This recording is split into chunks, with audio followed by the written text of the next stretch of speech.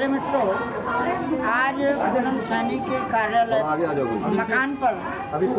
जिस प्रकार से बैंक के द्वारा धांधली करके, षड्यंत्र करके कूटनीतिक दस्तावेज और आरबीआई के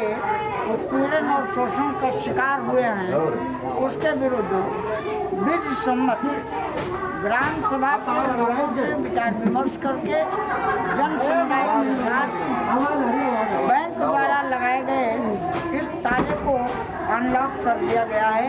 जो हमारा संवैधानिक और मौलिक अधिकार है। रिजर्व बैंक की जो गाइडलाइन है उसका पालन न करते हुए बैंकों के द्वारा कूटनीतिक दस्तावेज के आधार पर आम नागरिकों का उत्पीड़न, शोषण, दमन किया जा रहा है। ये जो बैंकिंग प्रणाली है,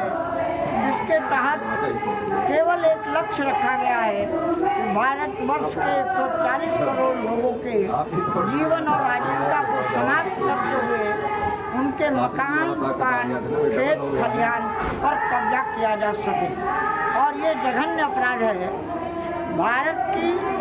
धरती पर ब्रिटेन की सरकार चलाने वाले हमारे देश के नेताओं के द्वारा हमारे देश को 15 अगस्त 1947 को ट्रांसफर ऑफ पावर एग्रीमेंट के द्वारा उपनिवेश बनाया गया और अखंड हिंदू राष्ट्र मोर्चा और किसान जागृति मंच के द्वारा पूरे देश में भारत को उपनिवेश मुक्त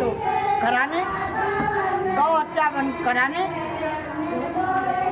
भारत को आत्मनिर्भर, स्वाभिमानी और संप्रभुता संपन्न राष्ट्र बनाने के लिए बैंकों के द्वारा, फाइनेंस कंपनियों के द्वारा जो लूट की जा रही है, बैंकों के इस अनैतिक, अवैधानिक उत्पीड़न और शोषण के विरुद्ध ये जन आंदोलन है और ये जन आंदोलन पूरे देश में चलाया जाएगा। और किसी भी बैंक या फाइनेंस कंपनी के द्वारा की जा रही अनैतिक और अवैधानिक षड्यंत्रपूर्वक कूटनीतिक तरीके से भारत के नागरिकों के हाथ में ब्रिटेन का गारंटी पत्र पकड़ाकर हमारे उस मूल रुपए को हमसे छिपा लिया गया, जो हमें हमारे सोने और चांदी के अधिकार को देता है। आपको समझने की आवश्यकता है कि हमारे हाथ में ₹1 को रहना गारंटी पत्र,